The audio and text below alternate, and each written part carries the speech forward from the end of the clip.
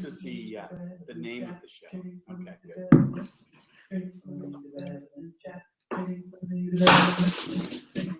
Training, learning, and developing chat.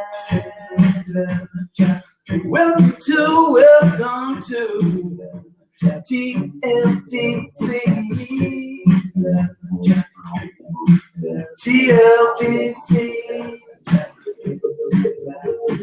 Training, learning, development chat.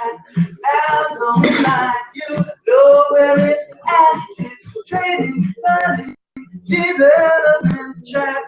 Video Friday.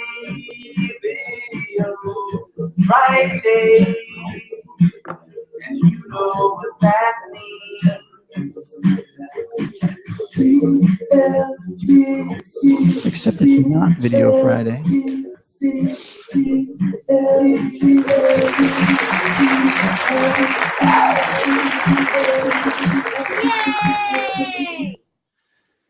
Hey everybody, good morning. Just thought I'd play that even though it's not Video Friday, just to I know, Kara, I'm sorry. I meant to turn it down right before he started saying to Video Friday, just to use that bit, because Sam hasn't gotten me a new theme song yet. But I love to start the morning with the theme song. I don't know why, but you know, Sam does good work. It's a catchy tune. So we're all waiting with bated breath on part 2. But hey, welcome. It's Tuesday. I hope everybody had a great weekend. The Memorial Day weekend, a great long weekend. I think we all needed it, but now, of course, everybody has walked into their office with a pile of work to catch up and probably don't have time to hang out with us for an hour. But I appreciate seeing you guys in here hanging out today for a fantastic conversation with Scott Cooper. He's going to be here in just a second while we'll start up that conversation. But it turns out he and I have a lot in common, so we're going to enjoy this conversation quite a bit. And let me just say, ladies, you're representing, and I appreciate that. Like, you have no idea. Thanks for hanging out with us today. So I don't know if everybody else is going to be popping in a little bit later, but I'm assuming they will at some point. Everybody's probably treating this like a Monday. Anyways, so just real quickly, just want to let everybody know, as I usually do, TLDC is the training, learning, and development community. We're also TLDChat, which is what we're doing today and every morning, 8 a.m. Pacific time, 11 a.m. Eastern time, and 4 p.m. For those of you in the UK, in that time zone, plus or minus a couple hours for others in Europe, I assume. So maybe we'll have some UK represent today and be able to talk about some of the L&D topics over there, see if anything's different. But most of the stuff we know is the same. We also have an event coming up. So TLDC, the conference, if you hit up the website, you can click on the event coming up in Phoenix, Arizona, January 29th and 30th. I am super psyched to be cranking up this event again. We skipped 2017. We started this thing in 2016 with TLDC 16 in San Diego. And instead of doing a fall event like all the other L&D events, we decided to push it out and take advantage of the beautiful January weather in Phoenix, Arizona, and have the event here and change things up a little bit, I might add. So we are not going to be at the usual sort of conference center location like what you might be used to. And you won't have to walk a mile from your hotel room through a Las Vegas casino or anything like that.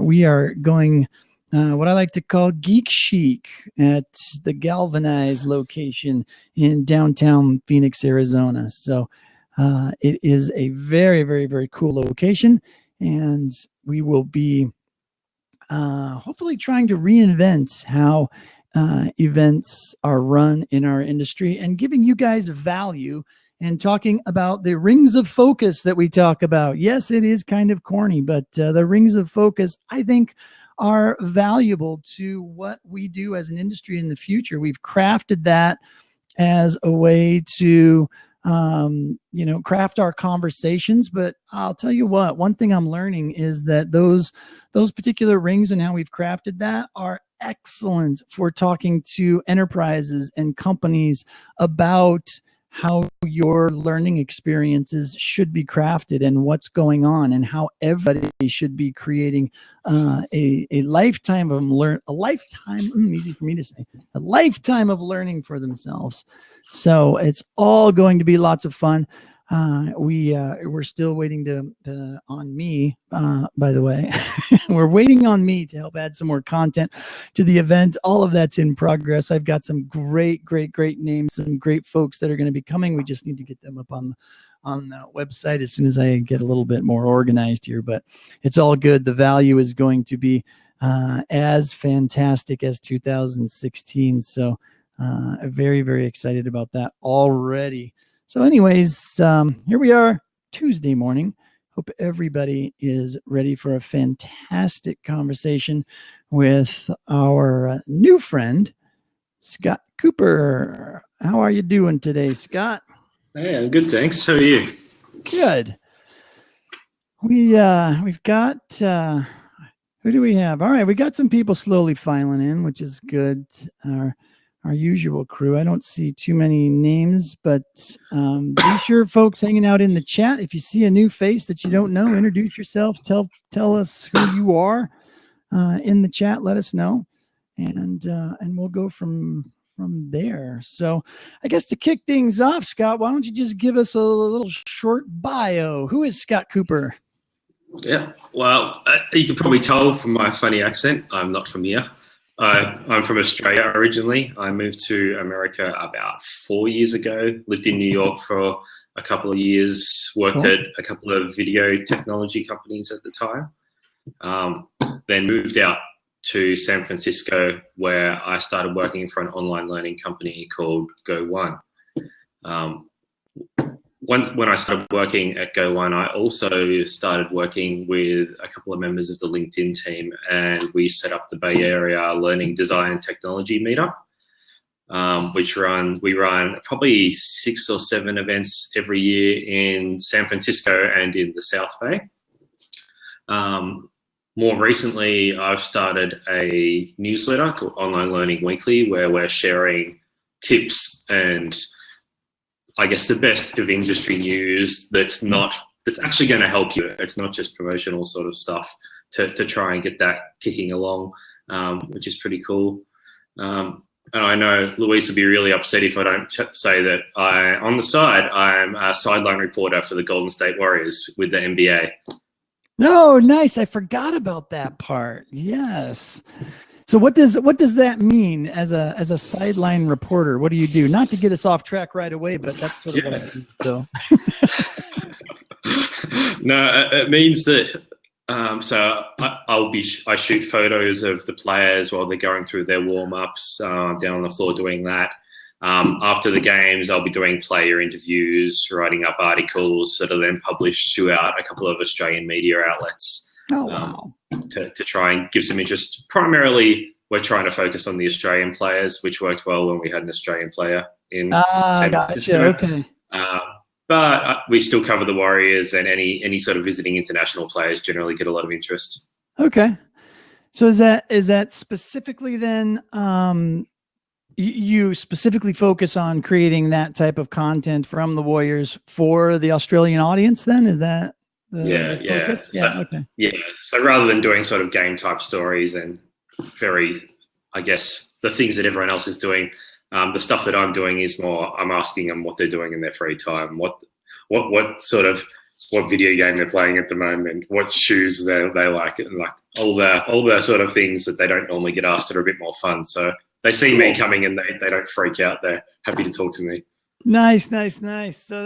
So is it just, how'd you fall into that? Is it just because you liked the Warriors and you liked the Australian players? And when I was in Australia, I actually worked a little bit with the National League out there and a few of their players. And I shot some promo photos for some of the players. When I was moving to New York, a couple of people said, hey, you want to go and check out this guy. He's an Australian guy in New York, and he runs this publication. You two would get along really well.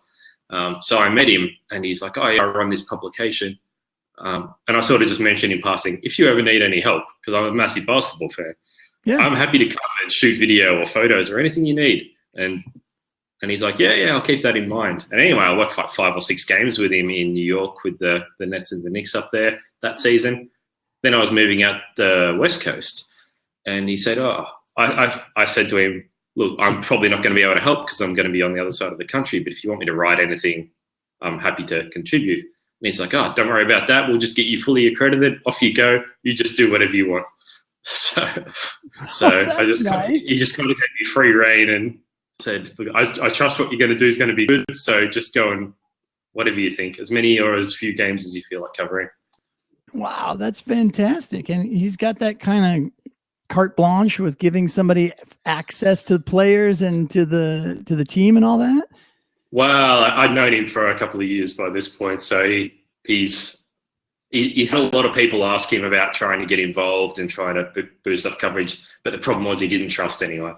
And if you have someone come in and say the wrong thing or do the wrong thing, everyone loses their credential and then everyone's in trouble.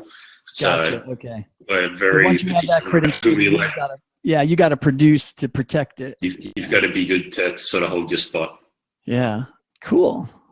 I love that kind of stuff. I know that's not why we're here, everybody. Sorry for that little tangent, but I was really curious. So, it's a learning moment for me. And so I get to take those when I want to.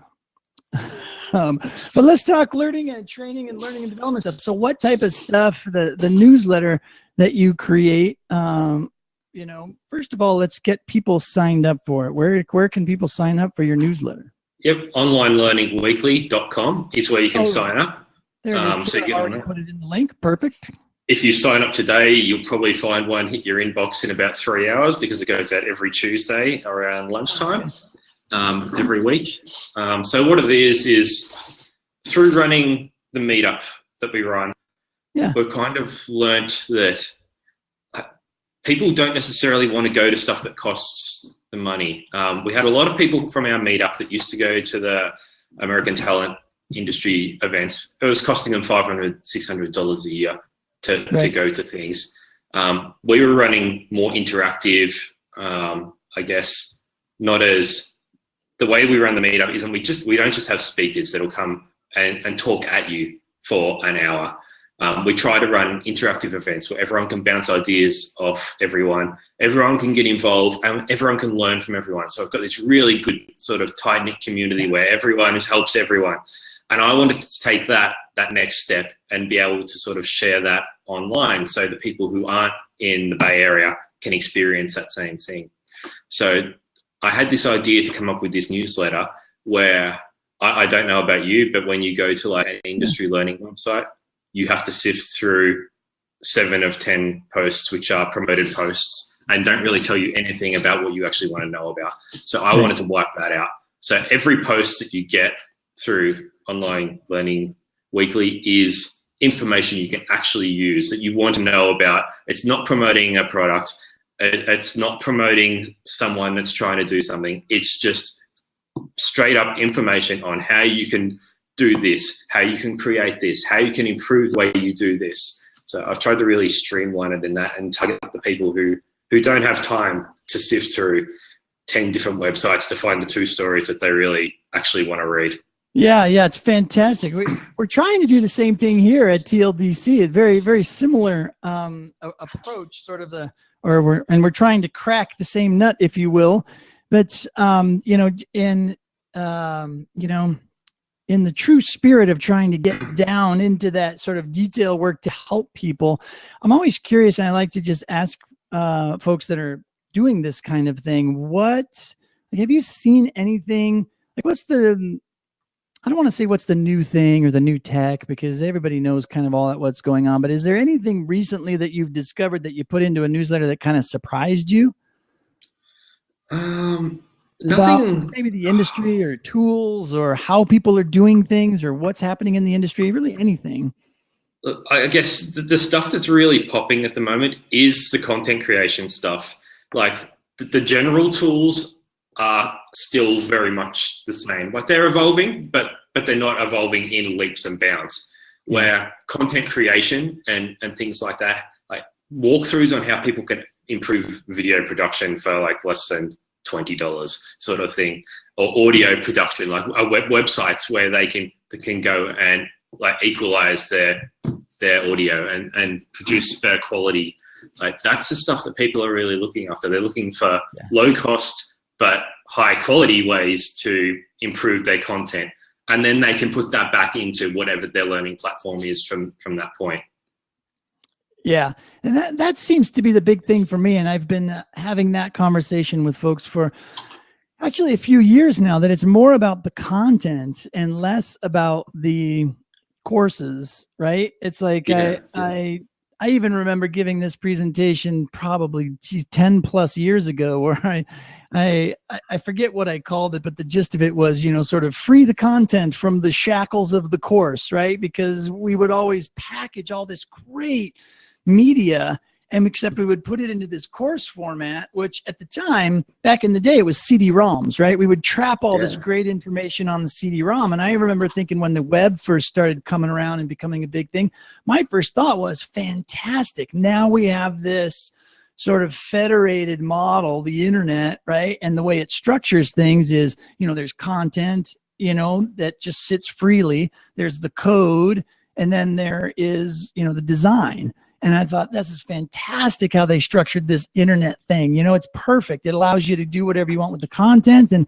of course, we being this industry being a lagging indicator, didn't really jump on the bandwagon. Actually, we made it worse and came up with really great ways to keep continuing to package that media and still push it out as courses, but trap it in there, right? No search engine could reach inside of those packages and find just the good bits, and pull that stuff out.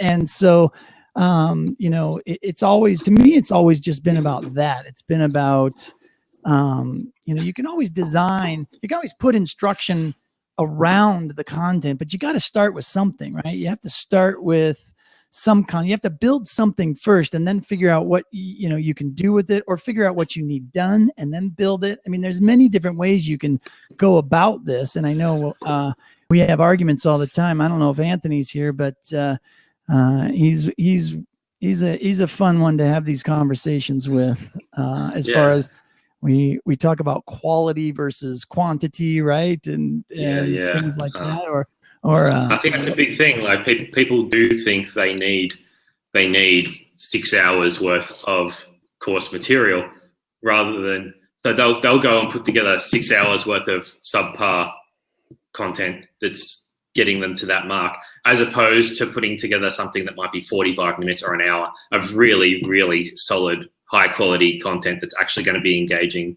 for the user there.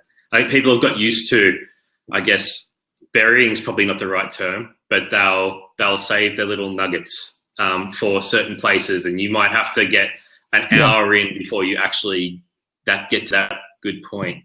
Yeah, you get to the good stuff, right? Yeah. I mean, that it is, and we always talk about personalized learning, right? And we try so hard, as at least we have for years as instructional designers, to think we know better, right? We're going to go do this thing we call an analysis, and we're going to analyze all of the people that we think are going to take this course, and we figure we're going to build this thing that suits everybody. And at the end of the day, you can't. There is no one solution that can support everybody. Somebody might like to start at the end and look at that content and then work their way back. Some people might jump into the middle. Some people like to try the activities first and try to figure it out, learn from that. And then they're like, okay, now I know what I don't know. Now I'll go consume the content and then retry, going through the actual work. It's just, everybody has a different need. That's it. That's something that we've actually been working on at Go One, which we're about to launch, is it's a learning item finder. So we have a search engine type set up on the website, and you can go in and you can search, and then you can pull individual learning items out of every course that is on the system. So you might find a video from a certain course. You might find, a slideshow from another course that you really like. So you can go through and take individual learning items, as opposed to being defined to, this is the course, this is what you have to take.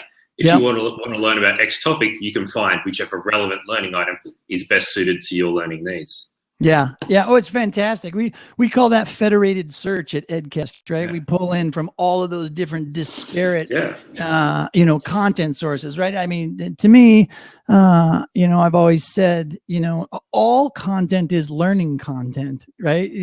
Somebody is going to learn something. Like, even if you're watching one of those stupid videos on YouTube where it's maybe, drunk people doing stupid things, right? Maybe somebody learns, hey, I probably shouldn't do that. I mean, it's like, you never know what you're going to learn, even if you stumble across what people would call bad content or, useless content. It's valuable to somebody.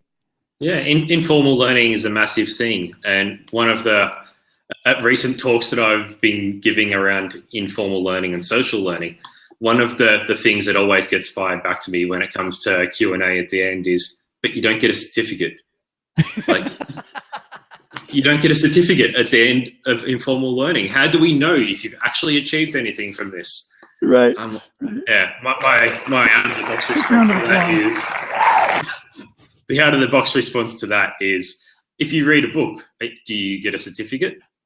You don't. If someone at work comes up and helps you to learn how to do something, do you get a certificate? No. So why do we have that association with you must have a certificate, otherwise you clearly don't know what you're doing? Yeah. It doesn't work out. It's a very outdated way of thinking. And I think that is, I think the enterprise is responsible for that, right? I mean, it's our systems are, everybody wants to, if it's something they want to learn for themselves, they don't seem to care, right? But if it's part of their job, or if they feel like it's part of their job, they want to be given credit for having consumed that content or having had that experience or read that book or whatever. They want to be able to show somebody in authority, hey, I know this, I know this, I know this, and it's all related to either earning more money or getting that promotion you're looking for, or at least compliance. Compliance is a big one, especially within enterprise. Right? People like that's the biggest thing in enterprise is keeping up with compliance. And if you don't have a piece of paper that says that you know how to do it, then you don't know how to do it, which is unfortunate. And we're trying to change that. You actually do know how to do it, right? Those regulators come in and they're like, the first thing they say is, "Where's all of your documentation?" I remember it's legal compliance and stuff like that, but it's even if you want to get like ISO certification. I don't know if you've ever had to go through that before. ISO 9000, ISO 9001. I don't even know what numbers they're at now and what they all equate to, but I can remember learning about that in my early days. The different technology companies that I was building the training for. It's like, we've got an ISO audit coming. We're getting ISO certified and it's going to be great. And they would come in and and they would test you. They would randomly pull a name out of the employee base and say, is, Jane Doe certified? Quick, show us, and you'd have to be able to take them right directly. At the time, it was filing cabinets, right? You'd have to be able to go to their file, their personnel file, pull out the thing that says, yes, Jane Doe is certified in this. Okay, great. And then they, move on to something else. But, Now it's all digital, right? Now it's just like, here's all our records. Here's all of our people. We can send you all the reports, all that kind of stuff. And I think that CSV, you can have it all. Yeah, right. Yeah. It's like, well, how do you want us to slice and dice the data, right? At least you should be able to do that. I think some systems really have a hard time with that data on the back end, but that's probably another boring story for later. So you're doing the marketing stuff for Go1. Is that what I heard you say? Yeah, that's right. So I'm the VP of marketing, so I head up all of our stuff worldwide, as well as looking after the office in the US over here. Cool. So what do you see as far as,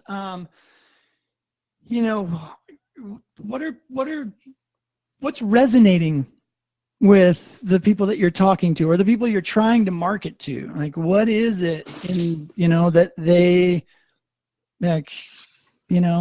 they go, oh yes, we need that? Yeah, well, I think people get, I guess, the term grandfathered like they're grandfathered into a set system, and these systems have been in place for a long time, and they don't know any better. Like they know this is what it is, and this is what learning is, this thing. And until they see like a more intuitive, more visually stimulating sort of platform, then they're like, oh, this is a bit different. This looks like any of our people could pick this up and easily walk their way through and not need to have a 2-day training course on how they need to actually use the platform. One of our biggest things is that you shouldn't need to learn how to learn. If you can't just pick it up and figure out how to do it yourself, then we're doing something completely wrong. Yeah. So we're finding that, and like another big problem we're finding is that people don't actually know what compliance courses and things they need to be taking.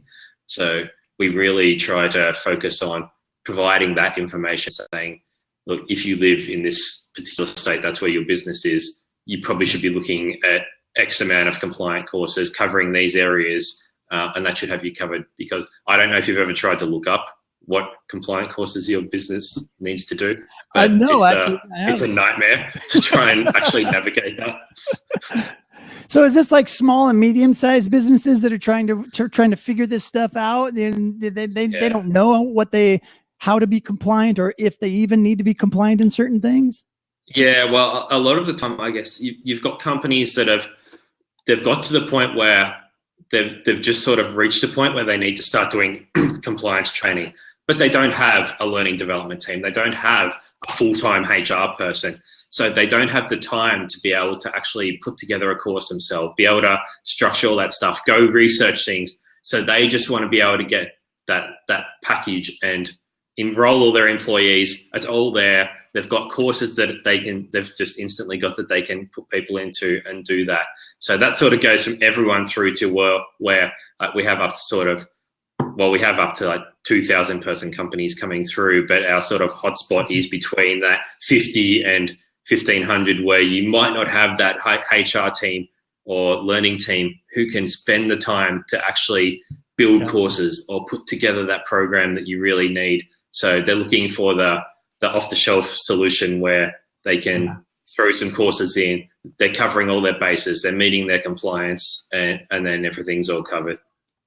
Yeah, perfect. So do you guys create content too? Then I take it. No, we don't actually create any of our own content. So we have 150,000 courses in our database at the moment. But what we do is we kind of act in the same way that Google does for search results with online learning courses. So there's two sort of ways that we do it. We have partners where we have their courses that come through our system, but we don't want to sort of shun people who aren't our partners. So our search results include everyone who creates learning content that we're aware of. So you'll find Udacity, you'll find Udemy, you'll find Skillsoft, 360 training, all of that stuff comes to us. And you can do that within the Go One system. If we don't have it, we'll send you directly to their website and tell you, please go and do it on their website. So you have that choice. You can then search for JavaScript or something along those lines, and it'll bring up all the best courses from each of those providers. So then you can make a better informed decision, as opposed to jumping around from 5, 6, 7 different websites, searching all the providers, seeing if one of them is better than the other, and then trying to compare apples with oranges on ratings and comments and things like that. Yeah. Do you go through and do you look at that content in each one of those? Because I mean, there's a lot of content. There's a lot of stuff, right? There's a lot of content platforms that allow anybody to put their stuff up there, and then there's a lot of content just houses, I guess you could call them. And do you sort of pre-screen that stuff for your clients and your customers and say, okay, these are the good ones that we know are going to be good? Or do you just kind of pull it all together and say, have at it? No, we actually do have a package called Go One Premium. And if you sign up for that, that's our cream of the crop of all of the courses. They are the best courses you can get. So I think in that you get 300 courses, which covers all of your compliance, all of your professional development, all of Gotcha. your soft skills training, all of that stuff for like $2 per person per month. So it's everything you need, and you know it's high quality. We've done the vetting. We've made sure that it is high quality, and that varies per region. So we have a different package. If you're in Australia, you get a certain set of courses. If you're in the US, you get one. So it's relevant to your area at the same time. Gotcha. Wow, that's awesome. Very, very cool. So what, I take it you're probably not the person that goes through and reviews each and one of those courses and says this is the best one of this is best of breed or whatever, but maybe you know or have heard from the people that do.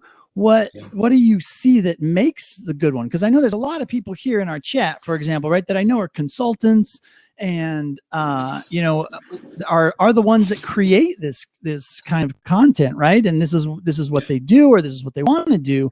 You know, is there any tips you could give them and say, listen, you know, this the people that go through our system tends to gravitate towards this type of content because of XYZ. Is that possible? Yeah, so like the stuff that we find the most from is people are wanting the compliance stuff. They want to be able to just get that stuff they need. The other stuff that we find is really popular as well.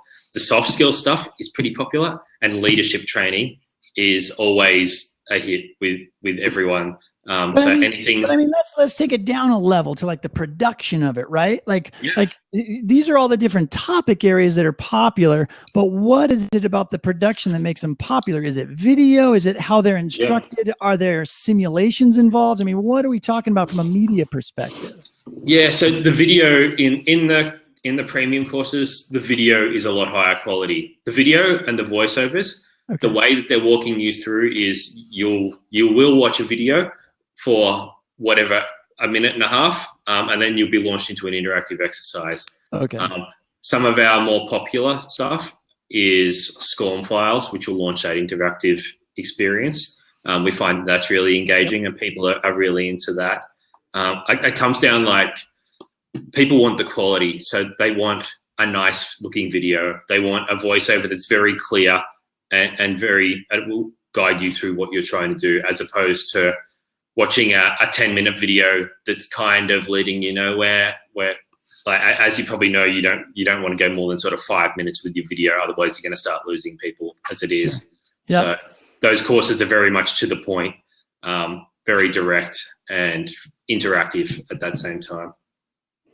Yeah, that's awesome to hear, because I think that's a lot of what we've been talking about here on TLDChat when we try to, you know, coach people along and say this is what it is. And I think some of those things that you just mentioned would be just design aesthetics, right? I mean, keeping them short, right? Learning how to script something and staying right to the point. It's not about writing objectives. It's just about being clear in your script writing, and then making sure that it's produced with a high quality so people can hear it, making sure it's short, and then give them something that they can actually do, not just consume, but actually do the work. Yeah, it has to be actionable content. If it's not actionable content, then it's not worth having. And I think sometimes we do get caught up a little bit in telling the story or trying to elaborate a bit too much on things, whereas we should be focusing on sort of keeping to the key points, making sure we don't go off on tangents and losing the focus of the audience. Right. Something that I'm actually working on at the moment is we've had this system up and running for a while. I'm putting together a white paper based on what each of the learning types are that are the most popular and what their completion rates and engagement rates are for each of those items. So I think that'd be something that's I've been quite interested in for a while, and I finally got our CTO to give me access to all the stats that I needed. But nice. It's very interesting seeing the numbers coming through so far. But when I put it together, I'll obviously pass it on, and you can share it with the audience at that point. Yeah, that would be awesome. That would be awesome. Hey, listen, I missed my 8:30 mark. The normal folks who are here that pound on me at 8:30 every morning. Craig's not here. Paul's not here. Oh, Paul is here. I see Paul. Yeah, thanks for the heads up, Paul. Anyways, all right. I'll just take a quick. I'll keep it short this time, and then we'll come back. And so I'll give you a chance to, if you haven't been following on the chat, maybe scroll back through and see if there's anything we missed that we can talk about when we come back. But in the meantime, everybody, I will reshare my screen real quick here and just reiterate today's main points today about what's going on with TLDC. So we've got the event coming up, TLDC 18, coming up in Phoenix, Arizona, January 29th and 30th. And please hit us up and go ahead and get registered for that. We are going to cap the event at 100 people. So we want to keep it small because we see the value in that, in raising the level of conversations and being able to give you the value that you're looking for in an event experience. As far as the activities that we create for you, the hands-on activities, connecting you with the right people for your unique situation. So if you're looking for an event to go to solve a particular problem that you're having, or maybe you're needing to design a specific strategy for your organization, you just let us know that ahead of time, and we will point you to the people that we know at the event, whether they're speakers or attendees, and we will get you connected with the right people, the right group, for you to be able to get the value that you need to actually take back to your work and actually get work done. It's not just a boondoggle where you go and have a good time and drink beers and party with all your friends. It is about adding value, despite the fact that we are going to have fun as well. It's about adding value and gaining value and building your network and engaging and enjoying everything about the work it is that you do every single day. And I will also give a quick shout out. I don't know why I don't see it, but I will also say thank you again to our special active users who engage with us and who volunteer their time and their resources, and those who have donated to us in the past to help us kind of support the infrastructure to make TLDChat happen. We really appreciate that. We appreciate all of the help. We are currently also looking to create a new element to TLDC that Luis and I are talking about, and we'll get more information to you about that. But it's a great I think it's going to be a great idea for helping to get everybody more involved and engaged and help build this community. So those of you, especially those of you that have been so incredibly active and being a part of this team, we want to give you guys an opportunity to contribute and to also get more out of this this community, and whatever that means to you. If you're just here to learn, if you're here to network, if you're here to build your consulting business, if you're whatever piece of the puzzle that you're trying to solve, and that's why you enjoy the TLDC community, then we want to help you do that. And so we're creating an element where we can make that happen for you guys. So definitely looking forward to getting that started up as well. So Sam, it's good to see you, my friend. How are you? So let's get back to it. I think I've probably stalled enough to give Scott enough time to check out the chat. I kind of scanned a little bit while I was rambling too. Did you see anything there unique that we should cover, Scott, before we move on? I'm just looking at Lynn's comment here around sort of corporate learning and learning styles there. So I thought that it's just something I thought we'd mention around that. Something we've really noticed is, well, obviously, traditionally, corporate learning was done in boardrooms and in workshop type events. Something that we've been noticing is that people are wanting to sort of still incorporate that. They want to go for that blended learning solution and trying to provide that online. So we're kind of looking to try and develop more of those courses for that sustained learning, where we can have the online courses followed by a workshop, followed by more online courses, to try and keep that ticking over. And corporates are really eating that up at the moment and really excited by being able to sort of include an in-person workshop as part of an online course program for that. Yeah, I think there's some confusion in the industry amongst, how do I best put this? So there are the academic elites in this L&D world, right? Who will beat you silly if you mention learning styles, right? And then there is the reality, and it's, again, it all boils down to semantics at the end of the day, right? What I find is that when a lot of times when people reference learning styles, they're not talking about learning styles in the same vein that an academic would talk about the fact that there is no scientific proof that there is such a thing as learning styles, right?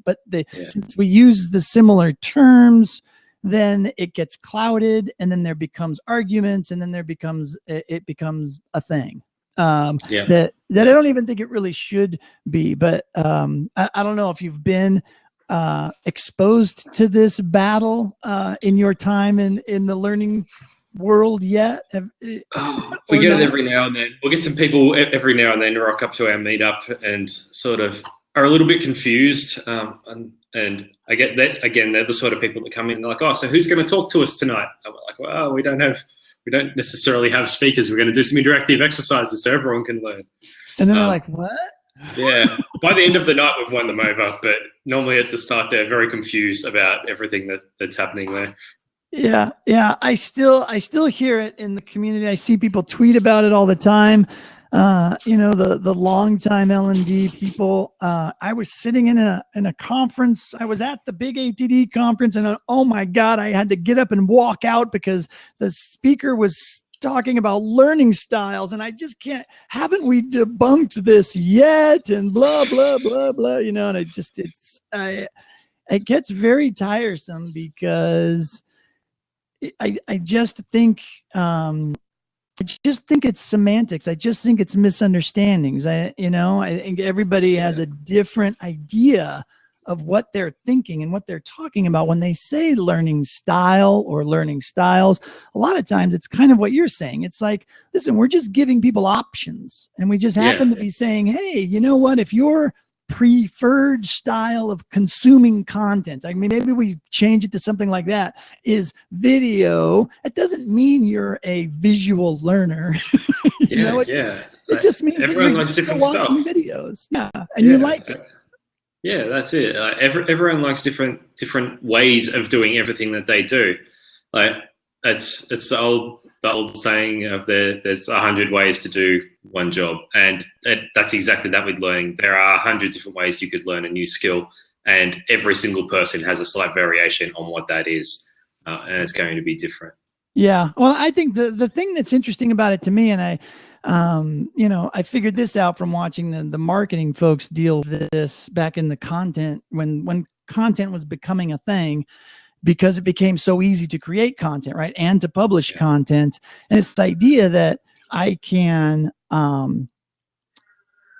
back in the day and probably still today, people think of when we're creating learning content or training, it's one thing, right? We're going to create this one thing. We call it a course. We're going to package it, and we're going to decide as the instructional designers, what's the appropriate media to use for it, right? And then we create one thing and we push it out there. And today it's so wonderful that it's so easy for us to take a piece of content and say, you know what? Let's make it a video. Let's make it a PDF file. Let's make it an audio only file. Let's make it, we can just, with pretty much at the click of a button these days, you can convert and strip the audio out, whatever, and then there's different delivery mechanisms, right? You can take that audio file and just put it up and call it learning content in your platform, or you can publish it as a podcast and use podcasting channels to to deliver just that audio content. There's all these different things you can do so quickly and so easily, and yet I don't think a lot of our instructional design communities have placed value on that and said this is a good thing.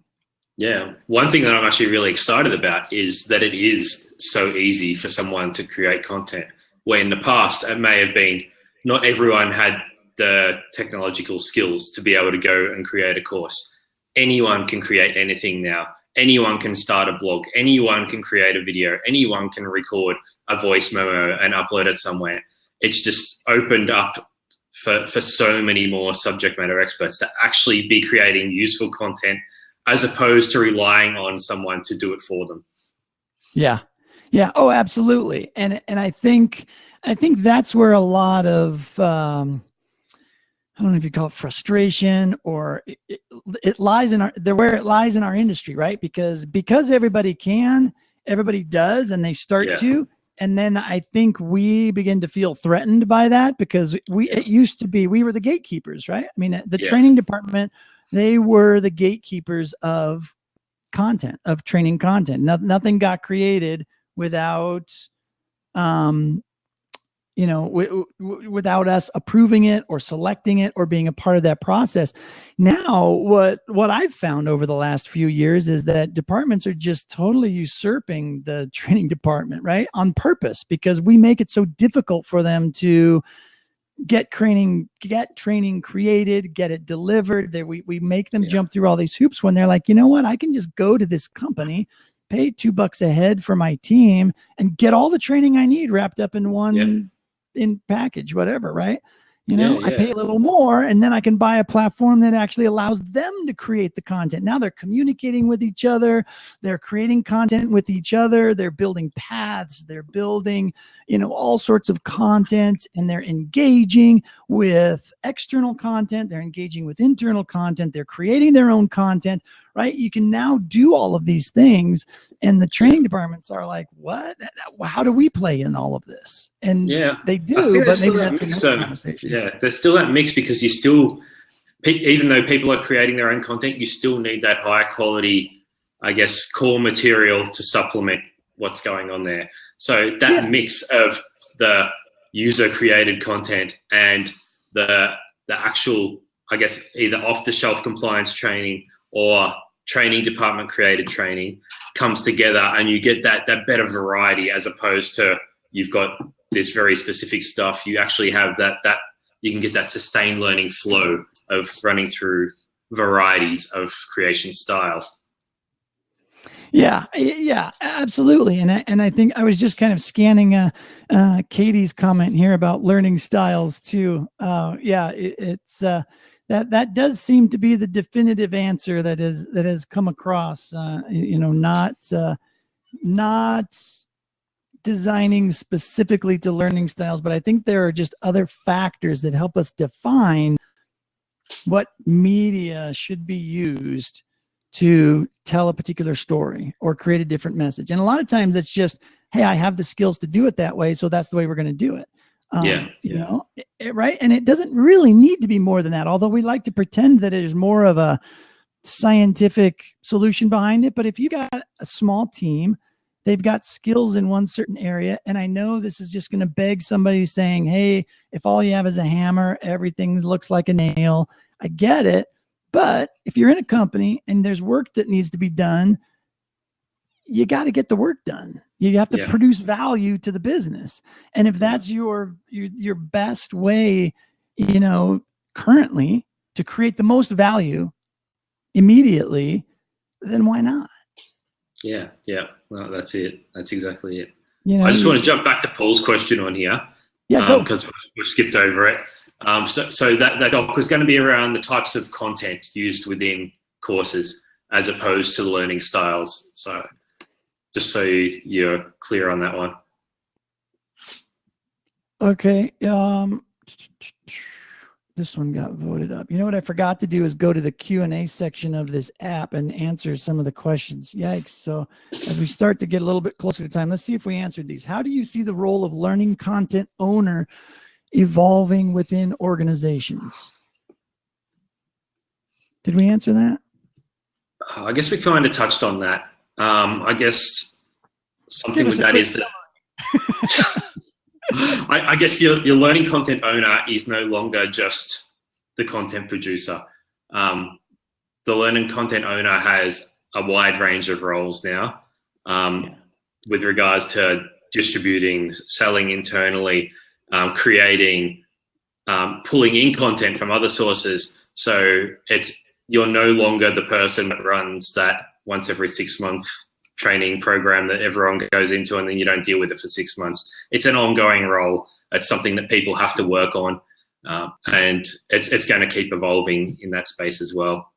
Yeah, you're absolutely you become a curator, right? Yeah. And everybody in your organization has become both a student and a teacher, right? Because now we have platforms that allow them to do that. Right. It was too difficult before because there was a lot of work that went into it, which is why there was a training department to manage all of the logistics and the scheduling and all that kind of stuff. Now all that stuff is automated and it's super easy to do. And anybody anywhere can fire up a tool like this and start talking to people, or turn on their video camera and record whatever little project or gizmo they're building, right? Everybody has the ability now to collaborate and engage, and truly own what it is that they know, and to share that knowledge with everyone else, which I think is fantastic. That's right. Yep.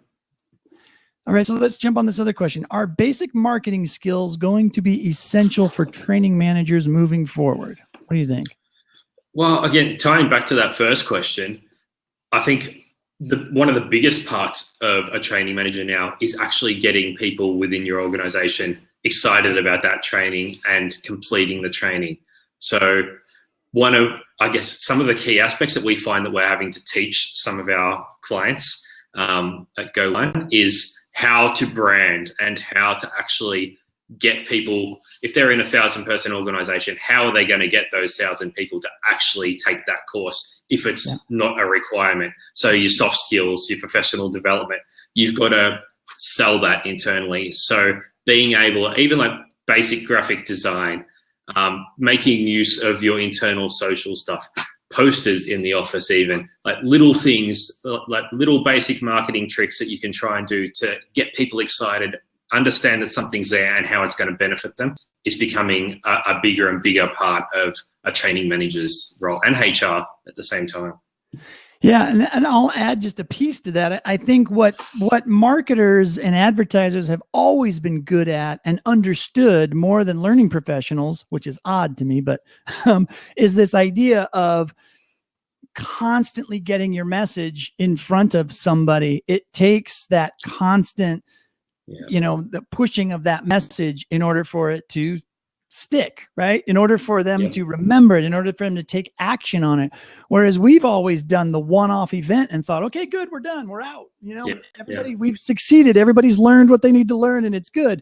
Marketers have understood that it takes a hell of a lot more than that. So I think what it's that, it's the spaced repetition, right? I mean, over time. It's just constant engagement. You've just got to be reminding people, whether that's across, it might be on Slack and part of that falls back to the instructional designers as well, where if you're providing content that looks good as well, then that's going to really help your training manager to be able to push that out, to be able to market it, to sell it using really good images, good videos that they can then share around. If you make that exciting and do even if it's like a little promotional, like a 30-second promotional video for the course that you can send around, someone can just click on your social channel, that's going to get people excited. It's something that people are going to come back to. Yeah.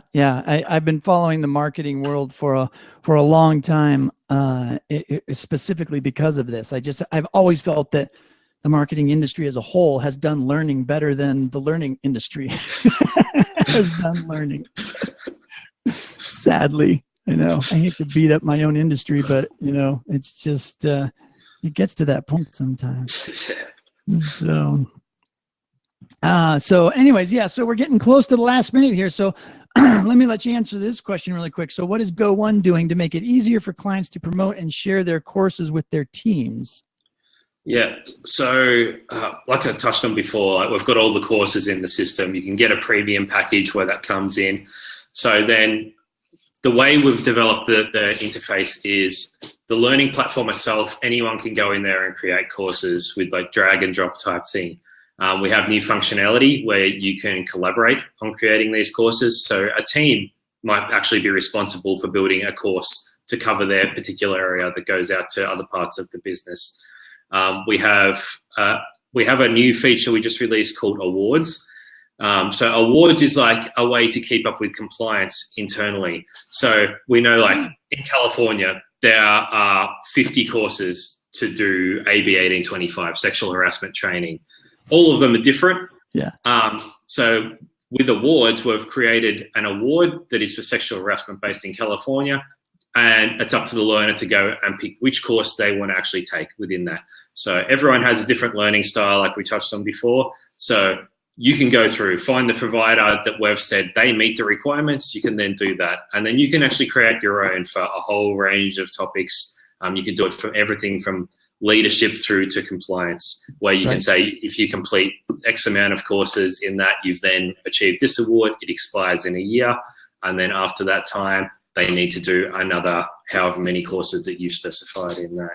So we're trying to work on making it more interactive, making it so the user has the choice as opposed to being locked into one particular, I guess, course that you're stuck doing. You're then able to choose. You can provide a variety of things, and we're trying to make it as low cost as we can at the same time. Like we said, a couple of dollars a month per user is a lot easier for people than going, like, if they see a $15,000 budget stuck on the table there, they're less likely to be able to afford to do that. If you can just do it on that month by month, it's just so much easier. And the smaller businesses can then afford to do that, as opposed to going, we can't afford to provide training at this point. Right.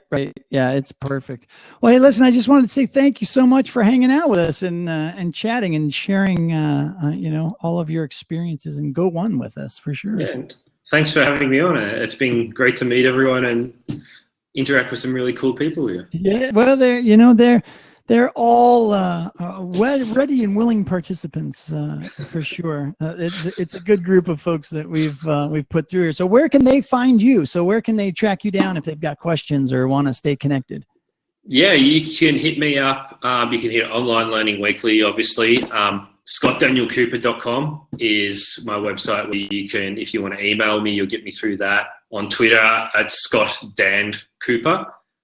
You'll get me on there. I'm on Twitter all the time. If you're in San Francisco, we have a meetup tonight. If you want to come down, 6:30 at Autodesk Gallery at 1 Market Street. So that's coming tonight before the next one. But I'm on all the platforms, so you'll have no problem finding me on anywhere if you need to. I'm always happy to talk to anyone, so definitely reach out. Yeah, that's awesome. Well, again, thank you so much. I'm going to go ahead and close out your video here, but you'll still be in the system, and you can chat in the chat still if you want. Yeah, awesome. Hang out with some folks or post some links in there if you want to as well. Feel free to do that. But anyways, thanks so much again. This was a blast. We'll let's do it again sometime. Yeah, no worries. Thank you for having me. All right. Take care. All right, everybody. That was Scott Cooper. Good times, outstanding conversation. I'm sorry I didn't get a chance to keep up in the chat with the learning styles too. That's always a hot button. Good thing Anthony wasn't here. That might have gotten ugly. Anyways, hey everybody, thanks so much for hanging out. This was a fantastic way to jump back into TLDChat after a long weekend. Boy, it looks like everybody is having a hard time getting back into the swing of things. So, go ahead and click this share button here and share it out to all of your colleagues and friends, and re-ping those folks that are normally hanging out here. Maybe they just forgot for a Tuesday morning what's going on. But good times. Don't forget to tip your waitress and have a great, great day getting back into the swing of things. We will be back here tomorrow. I think if Sam, if you're still here and if you're available, we might need to talk about you filling in for me tomorrow. Or we might have to figure out some other alternative because I will be flying to California tomorrow at this time. So anyways, we'll be figuring all that stuff out, but it will be fun, a fun day, no doubt. So we love it. And thanks again, everybody. Good times. We'll be seeing you soon. Take care. Have a great day.